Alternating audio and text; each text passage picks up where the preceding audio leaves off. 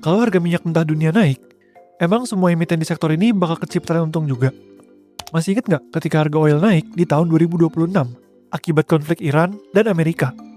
Kalau belum terlalu paham, bisa cek video kami yang ini ya.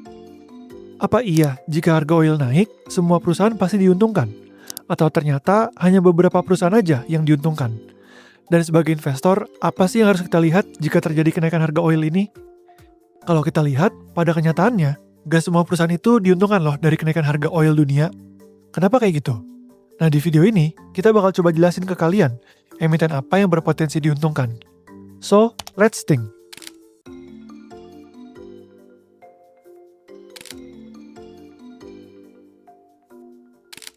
Sebelum lanjut ke videonya, jangan lupa klik tombol subscribe dan nyalain notifikasi biar nggak ketinggalan konten lainnya.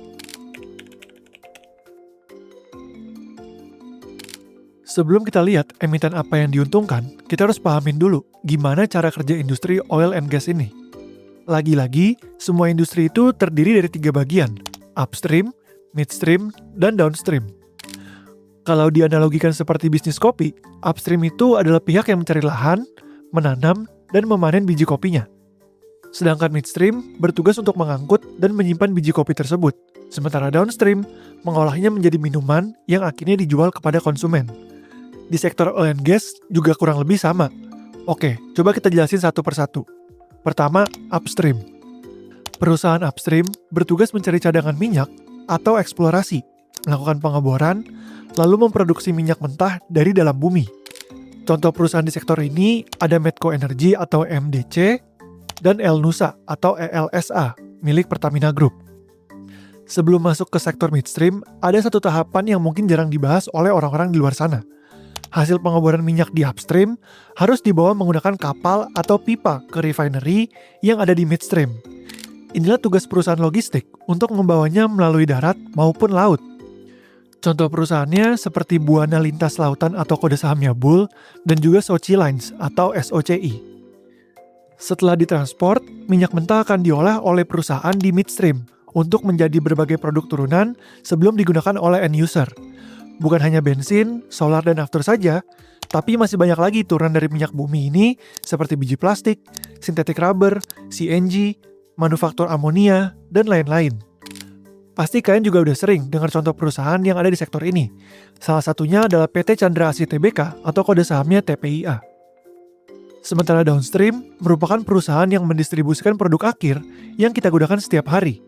Contohnya seperti bensin, solar, dan juga LPG. Kalau contoh di perusahaan downstream, pasti kalian gak asing lagi ya. Yes, betul ada Pertamina dan Akra dengan brandnya itu BP atau British Petroleum. Lalu pertanyaannya, apakah ketiga sektor ini semuanya diuntungkan jika harga minyak dunia itu naik? Kenyataannya, gak semua perusahaan itu terkena dampak secara signifikan. Coba kita bahas satu persatu. Kalau harga minyak dunia naik, sektor yang paling cepat merasakan keuntungannya itu adalah sektor upstream. Namun, kenapa demikian? Karena sebagian besar biaya di bisnis ini sebenarnya dikeluarkan di awal, mulai dari eksplorasi, survei seismik, hingga pengeboran untuk menemukan cadangan minyak baru. Setelah cadangan tersebut berhasil ditemukan dan mulai berproduksi, biaya operasional per barelnya relatif lebih stabil.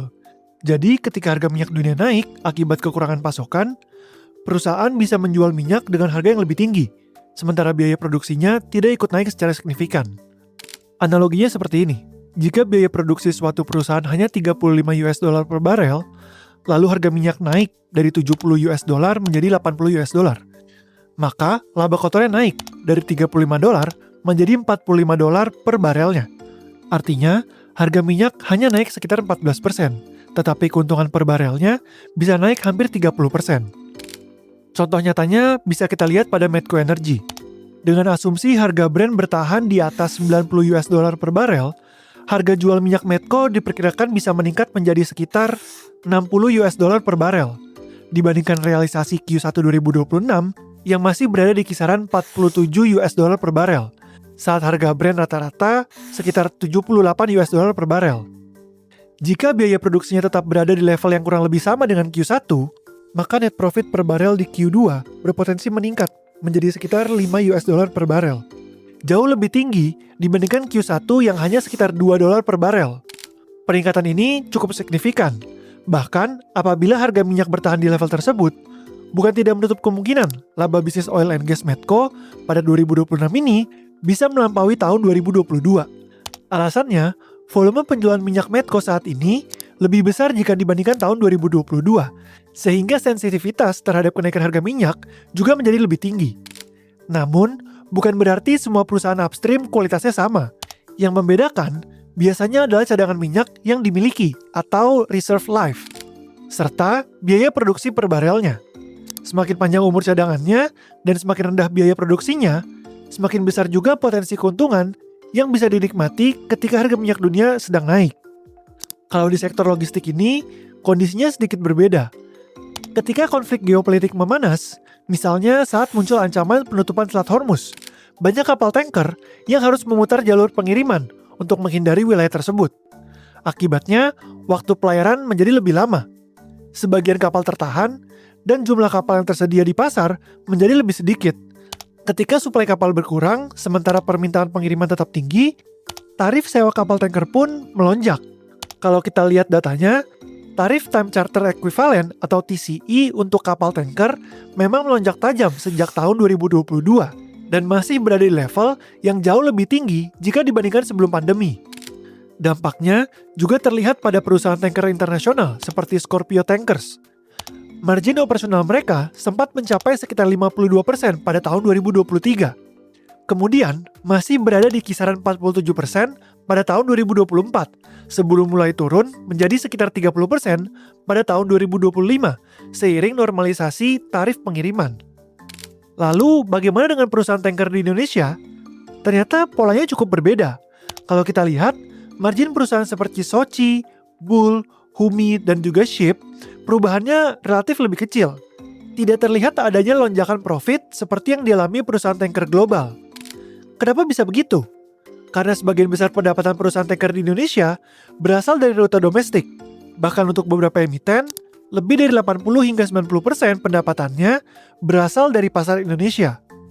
Artinya, tarif yang mereka terima lebih banyak mengikuti kontrak dan kondisi pasar domestik, bukan tarif tanker internasional yang melonjak akibat gangguan di Selat Hormuz.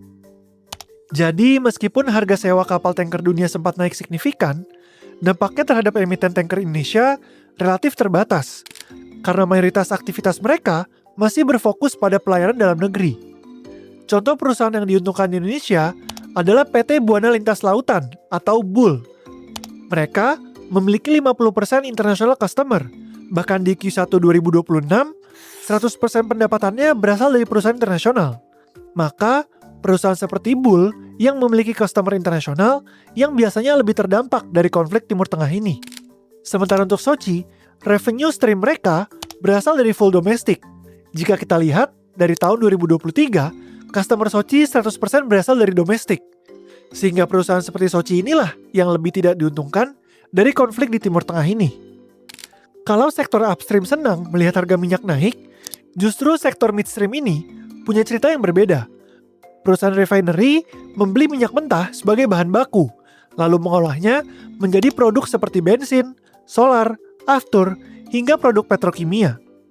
Artinya, ketika harga minyak dunia naik, mereka tidak punya banyak pilihan lain selain membeli minyak dengan harga yang lebih mahal. Karena tanpa minyak mentah, proses produksi mereka tidak bisa berjalan. Lalu, apakah mereka bisa langsung menaikkan harga jual produknya? Di banyak bisnis pengolahan, margin yang diperoleh cenderung relatif tetap. Ketika harga bahan baku naik, harga jual produk memang biasanya ikut naik juga. Tetapi, selisih keuntungan yang didapatkan tidak selalu bertambah besar. Jadi, berbeda dengan sektor upstream yang menikmati kenaikan harga jual, perusahaan refinery di midstream ini lebih berfokus untuk menjaga volume produksi agar tetap stabil. Lalu, kapan perusahaan pengolahan justru bisa mendapatkan keuntungan yang lebih? Salah satunya adalah ketika mereka masih memiliki persediaan minyak yang dibeli dengan harga lama. Saat harga minyak dunia naik, stok tersebut bisa diolah dan dijual menggunakan harga jual yang sudah lebih tinggi, sehingga margin perusahaan untuk sementara waktu bisa ikut meningkat. Namun, begitu persediaan lama habis dan mereka mulai membeli minyak dengan harga baru yang lebih mahal, margin biasanya akan kembali ke normal.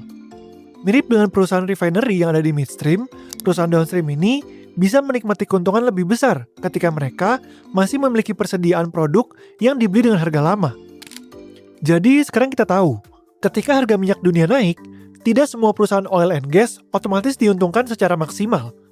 Perusahaan upstream biasanya menjadi pihak yang paling diuntungkan karena mereka menjual minyak mentah secara langsung. Sementara sektor logistik yang menghubungkan antara upstream dan midstream lebih bergantung pada volume pengiriman dan rute operasional. Sedangkan midstream dan downstream justru harus menghadapi kenaikan biaya bahan baku. Nah, sebagai investor, ini adalah pelajaran yang paling penting. Kalau melihat harga minyak sedang naik, jangan buru-buru membeli saham hanya karena berpikir komoditasnya lagi bagus-bagusnya. Karena ketika harga komoditas sudah berada di level yang sangat tinggi, seringkali ekspektasi pasar justru juga sudah ikut tinggi. Akibatnya, valuasi saham bisa menjadi ikut terlalu mahal. Sebaliknya, yang perlu kita lakukan adalah menghitung nilai perusahaan menggunakan asumsi harga minyak yang lebih normal atau lebih fair. Misalnya berdasarkan rata-rata harga dalam 5-10 tahun terakhir, dan bukan menggunakan harga tertinggi yang mungkin hanya terjadi sementara akibat konflik geopolitik. Karena pada akhirnya, sebagai investor jangka panjang, kita tidak sedang membeli harga komoditas hari ini. Kita sedang membeli kemampuan perusahaan yang bisa menghasilkan keuntungan untuk bertahun-tahun ke depan. Menurut kalian, perusahaan oil and gas apa yang paling menarik untuk dilihat jika harga oil terus naik? Coba tulis jawaban kalian di kolom komentar. Dan sampai jumpa di video Think berikutnya.